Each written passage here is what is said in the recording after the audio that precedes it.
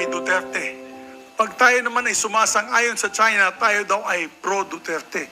We shouldn't put politics in this particular issue dahil soberenyo po ang pinag-uusapan natin. We are talking about sovereignty.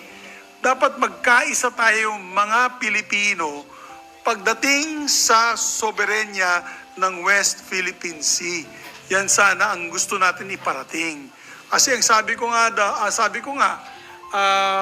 pag kayo ay, kung tayo ay sumuporta sa ganitong hearing, tayo ay anti-Duterte. No, we support the hearing because we support the sovereignty of our republic. It has nothing to do if you're anti-Duterte, pro-Duterte. I want to put that on record kasi minsan tinitwist ng media. Sabihin, we reject the hearings on the West Philippine Sea because it's pamumulitika. Hindi po.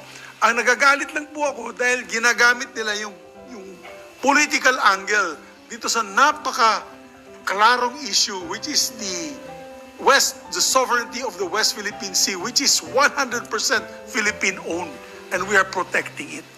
Kaya, I already spoke as well to the majority floor leader, and we both agree that after this hearing, after your speech, we shall refer to the proper committee. We'll wait for the majority leader to make the proper motion to discuss this particular issue. Ang ayaw ko lang po ay katulad niyan.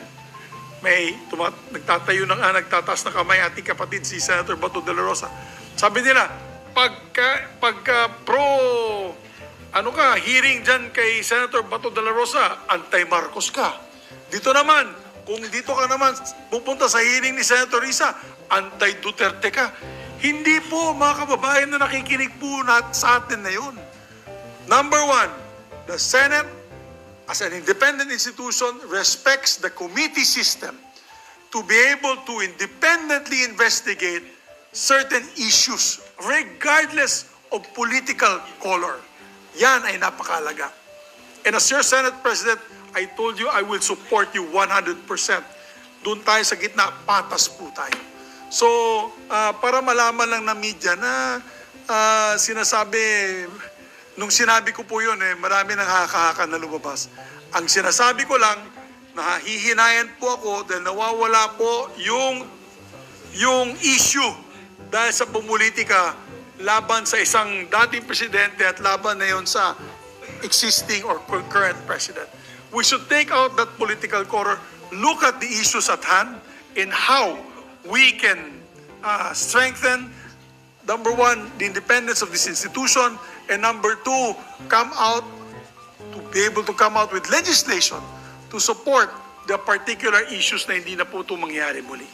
Itong nakaraang linggo lamang, inatake na naman ng China ang ating tropa sa Bajo de Masinloc sa West Philippine Sea ng napakalakas nilang high-pressure jet stream water cannon. Dear colleagues, according to our Philippine Coast Guard, China used water cannons that could kill, deadly, nakamamatay. China fired at vessels of the Philippine Coast Guard and BFAR, fully intending to target and disable their navigation and communications equipment. The Department of Foreign Affairs is also currently investigating videos showing how a China Coast Guard vessel targeted the Philippine flag hoisted on the PCG ship BRP Bagakay. Just last month, China's Coast Guard, again through their potentially lethal water cannons, injured 4 of our Philippine Navy crew who were simply conducting their routine resupply missions to the BRP Sierra Madre on Ayungin Shoal. Mr. President, dear colleagues, the series of attacks only shows that the Chinese government appears committed to achieving, through the unlawful use of force, what it cannot achieve by international law. Handa nilang saktan ang ating kababayan. Handa nilang bastusin ang ating soberanya. Ilang beses na po natin na ipahayag ang ating galit sa paulit-ulit na pang-aabuso. Sa totoo lang, hindi ko na maintindihan ang mga Pilipinong pinipili pa ring maliitin ang sitwasyon. Mga Pilipinong nagbubulag-bulagan sa lantarang pang-aalipusta ng China. At higit pa dito, ang mas lalong hindi ko maintindihan, yung mga nakikipagkasundo sa Beijing, bakit di nananagot? Bakit walang parusa para sa kanila? Recently, the Chinese embassy in Manila alleged that under a Duterte administration gentleman's agreement, the Philippines agreed that our vessels and aircraft would refrain from coming closer than 12 nautical miles from Panatag or Scarborough Shoal, just over 120 nautical miles away from mainland Zambales and well within our exclusive economic zone. The Chinese embassy also alleges that the Duterte administration likewise entered into another gentleman's agreement to not repair or build structures at Ayungin Shoal. If true, these were also agreements that were kept secret and hidden away from the Filipino people. Mr. President, dear colleagues, kaya po natin inihain ang proposed Senate Resolution number 984 para imbestigahan itong di umanong gentleman's agreement sa pagitan ng Administrasyong Duterte at ng gobyerno ng China. I have done so because these are serious, potentially divisive allegations. These are of natural gas. Why is it important that the Senate exercises oversight over this gentleman's agreement kahit na sa nakaraang administrasyon pa ito? Because it will have implications moving forward.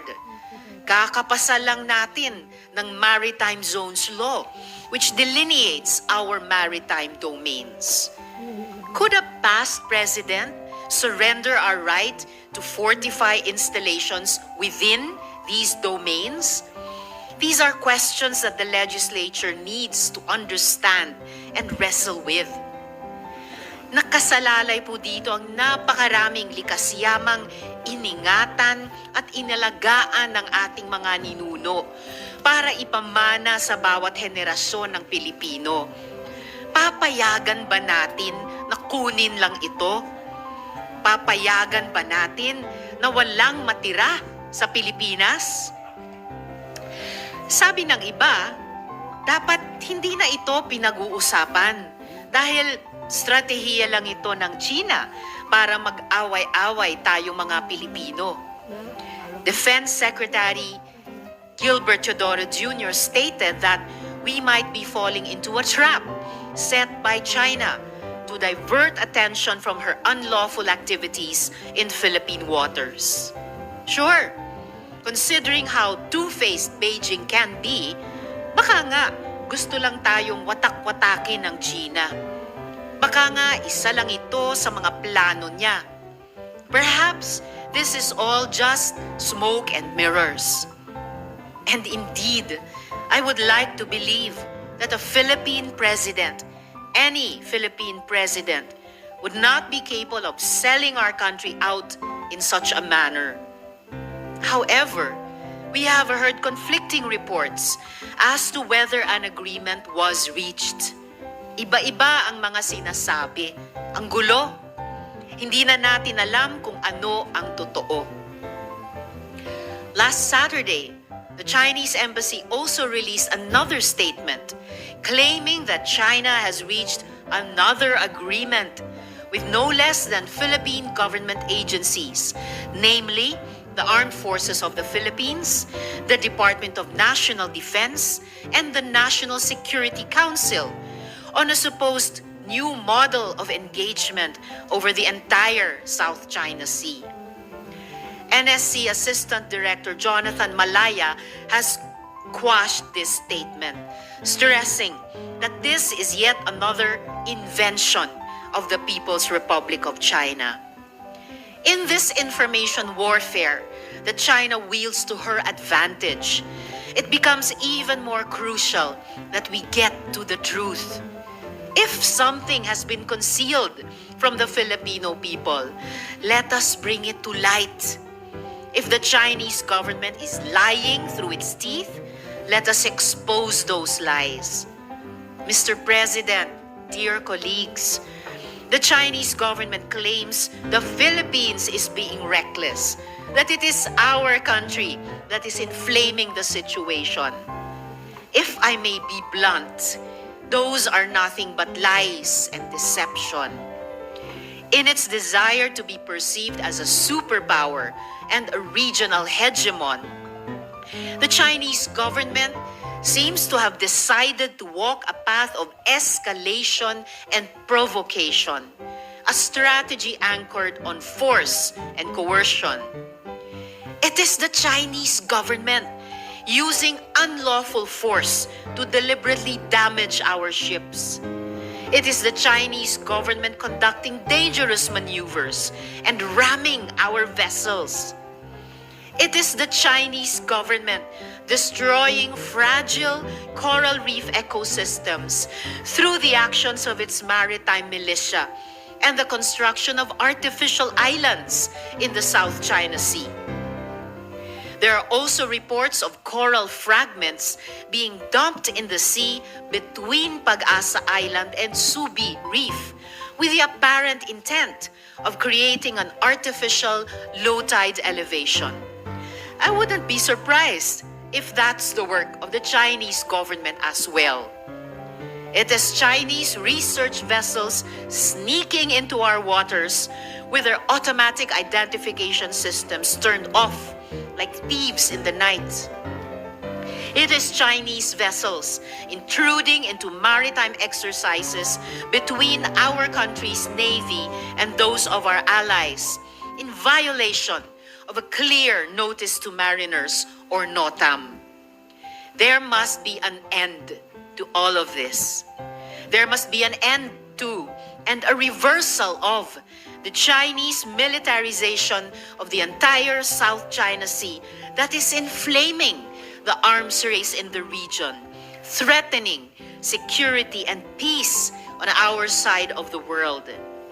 The South China Sea has to be demilitarized and all bases on artificial islands dismantled. There must be an end to all the duplicity, the hypocrisy, the treachery. When it comes to the West Philippine Sea, when it comes to matters of national sovereignty, we must unite as one people. However, Mr. President, dear colleagues, we cannot have genuine unity without accountability. I remember Chinese Foreign Minister Yang Jiechi's infamous statement at the 2010 ASEAN Regional Forum. He said, China is a big country and other countries are small countries. And that's just a fact. That's a fact, Mr. President. We are a small country. China is big. We cannot match her ship for ship, plane for plane, dollar for dollar, nor do we want to. Our best weapon is the truth, shining a light on the coercive tactics of the Chinese government in the West Philippine Sea, the oppression, harassment, and environmental destruction it has deliberately and violently employed as matters of policy. Of what the Chinese government claims is a gentleman's agreement, and get to the truth by exposing the lies. Ang katotohanan ang ating sandata. Ang katotohanan ang ating panangga sa kasinungalingan. Ang katotohanan ang magpapanalo ng ating laban. Salamat kaayo, Mr. President. Mr. President, kaya po tayo kinakawawa ng China ay kulang ang ating kagamitan, lalong-lalo na sa karagatan, Mr. President. But Mr. President, if any student here present would do a research including our staff, Mr. President, ang talagang kulang sa atin ay submarino, Mr. President. Submarines to upgrade our naval fleet, Mr. President. Mr. President, as your chair of the Committee on National Defense, I have been a witness to all these illegal incursions, the bullying of the Chinese government against us. And we have filed several diplomatic protests, note verbal, to no avail. I think we have filed already hundreds or thousands of diplomatic protests against China. And can you please advise this representation on how can we solve this problem? We can, according to your privileged speech, we cannot fight China because China is mightier than the Philippines. We cannot match them ship by ship, dollar by dollar, dollar to dollar. We cannot match a much mightier, bigger country than ours. Can you please educate this representation on how we can really solve the problem to tell China to stop bullying us? Are we going to rely on our allies? Are we sure that our allies like the United States, like Japan, like Australia, like New Zealand, are we sure that they are going to help us in case we are going to enter into a war against China? I hope not. Mr. President, good gentleman mula sa San Juan, kaisa po ako dun sa pag-asa na walang gera na magsisimula dito sa bahagi ng ating mundo o bahagi ng ating karagatan. Hindi lang dahil masyadong unbalanced yung mga puwersa kung tayo lamang at China. Pero dahil sa panahon ngayon, hindi lang dahil napaka maunlad na ng mga teknolohiya sa paggigera, pero meron pang information warfare at iba pa. Walang mananalo sa ganyang klaseng gera. Lahat, to a certain degree, ay may pagkatalo. Pero, so paano natin matatapatan ang China tulad ng ating intensyon? I would not concede na yung daan-daan o yung libo-libong mga diplomatic protests natin ay walang saysay. Napakahalaga pa rin na tapat yung Department of Foreign Affairs, file ng diplomatic protest tuwing may insidente. Tinatawag yung Chinese ambassador to the Philippines para pagsabihan o para pagpaliwanagin sa gobyerno natin. Those hundreds or thousands of diplomatic protests make of record, tulad lamang natin dito sa Senado, put in black and white that our government through the DFA does not accept and condemns those actions. Speaking of our allies, mabuti na lampas na tayo dun sa hindi tayo patrap sa argumento na, Pilipinas, pumili ka lamang sa isa. Bumalik ka sa dati mong pangunahing kaalyado, Estados Unidos, o dun ka na lang sumama sa recent na best friend na China. Hindi. Tingin ko po, Mr. President, Ginoo mula sa San Juan, as I've always said, a bigger coalition is a better coalition. So yung dumadaming bilang ng mga bansa, hindi lang Estados Unidos, andyan din ang Australia, New Zealand, may 3 o 4 na bansa sa loob ng ASEAN, may 6 o 7 bansa sa European Union, nandyan yung G7, nandyan yung India at iba pa. Lahat silang nagsabing kakampi sila sa atin, lalo na dahil sa pagkapanalo natin sa Hague Tribunal. Dahil sabi nila, ina-uphold din nila ang UNCLOS. Dahil sabi nila, interest din nila yung freedom of navigation, yung rules-based conflict resolution sa buong South China Sea. Ituloy natin at i-enhance pa yung sinimulan na ng iilan kasama ng ating Navy. Joint naval and maritime exercises, joint air exercises. Itong tuloy-tuloy, talagang namimiyasa ang China, atake ng atake sa mga Coast Guard at other vessels natin gamit yung nakamamatay na water cannon. Pag-usapan siguro ng ating Navy at mga navies ng ibang mga bansang iyon, ano yung pwede pang gawin ng sama-sama bukod sa joint naval exercises. para manatiling ligtas yung ating mga vessels, patuloy tayong may access sa sarili nating mga features sa West Philippine Sea, ma-resupply natin yung ating mga mangingisda at yung ating mga tropa doon na hindi hinaharas at dinadahas ng China, Mr. President. Paano po tayo makakasiguro na yung mga nabanggit nyo pong bansa na kaalyado po natin ay makakatulong po sa atin? Baka naman pagdating ng panahon, hanggang salita na lang po sila at hindi po sila makatulong sa atin. Hindi ba po pwede na pag-usapan natin yung Coast Guard ng Estados Unidos, Coast Guard ng New Zealand, Coast Guard ng India, ng Australia, na pumunta rito at bombahin din nila yung barko ng China. Kasi yung palagay ko, yung barko ng Coast Guard ng Pilipinas, baka wala silang water cannon, hindi natin alam kung ano kapasidad doon, baka mahina rin ang pressure doon. Di ba natin pwede pakiusapan yung mga ibang bansa na mas modernize yung kanilang barko ng Coast Guard? Pwede ba natin silang pakiusapan na sila na gumante para sa atin? Ayoko pong tumawid, Mr. President, Ginoo mula sa San Juan sa usaping gantihan dahil wala na pong katapusan iyan kung tutuusin. Magiging cyclical, baka maging intergenerational pa. At actually, lumabas na rin po sa balita kamakailan, kahit si Presidente, sinabi nila na hindi natin iwa-water cannon ang China bilang ganti o bilang sagot. Mas gusto ko pang tawagin ng gobyerno natin ang mga kaalyado natin na samahan tayo sa mga joint naval at iba pang exercises sa ating karagatan of a defensive and preemptive nature na malakas ang dating pero hindi tayo yung nag-oopensiba sa China. Pero para i-deny siya na gawin yung ganyang mga offensive actions sa ating mga vessels, ating mga mangingisda at ating mga tropa.